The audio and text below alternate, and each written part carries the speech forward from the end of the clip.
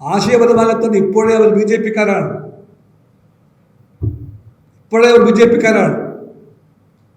RSS BJP രാഷ്ട്രീയം പറയാൻ ഇപ്പോഴേ ഇത്രയും വാശിയുള്ള ഇത്തരം മാന്യന്മാർ അഥവാ എങ്ങാനും ഇവിടെ എത്തിപ്പോയാൽ സ്ഥിതി എന്താ? പഴയ ചൊല്ലുണ്ട്, നമ്മളെല്ലാം പഠിച്ചതാണ്. വെണ്ണയുണ്ടെങ്കിൽ നറുനെയ് ഓരിട്ട് കരുതേണമോ എന്നാണ് ചോദ്യം. പഴയ ബന്ധത്തിലെ വെണ്ണയുണ്ടെങ്കിൽ നറുനെയ് ഓരിട്ട് കരുതേണമോ?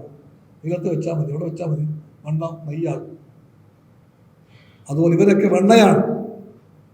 BJPക്ക് വേണ്ടി നെയ്യാകാൻ കാത്തിരിക്കുന്ന വെണ്ണയാണ് ഇത്തരം കോൺഗ്രസ്സുകാർ. അവരാണ് കോൺഗ്രസിൻ്റെ പുതിയ മുഖം. അതുകൊണ്ട് കോൺഗ്രസ് അകപ്പെട്ട ഈ അഗാധമായിട്ടുള്ള ആശയ പ്രതിസന്ധി, രാഷ്ട്രീയ പ്രതിസന്ധി, അതിന് പരിഹാരം കാണാൻ കുതിക്കുന്ന ഒട്ടേറെ കോൺഗ്രസ്സുകാരുണ്ട്.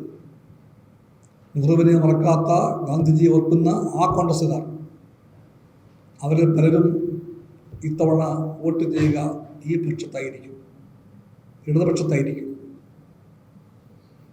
അവർക്ക് ആശങ്കയുണ്ട്.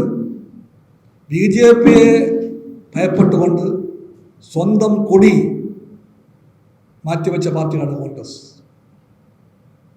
BJPയെ ഭയപ്പെട്ടുകൊണ്ട് ലീഗിനോടും പറഞ്ഞു കൊടി പിടിക്കല്ലേ എന്ന് പറഞ്ഞു ഈ കോൺഗ്രസ്.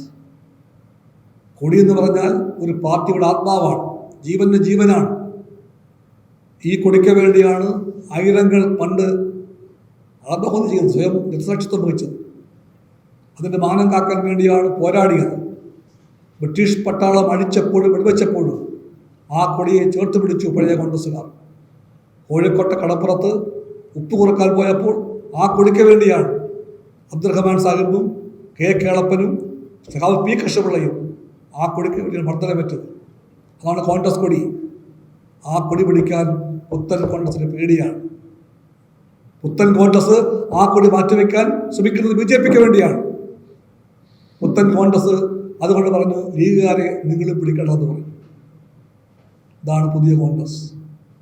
ആ കോൺഗ്രസ്സാണ് ഇവിടെ പൈവടുകയിൽ BJP കൊണ്ട് കൈവക്കിയത്.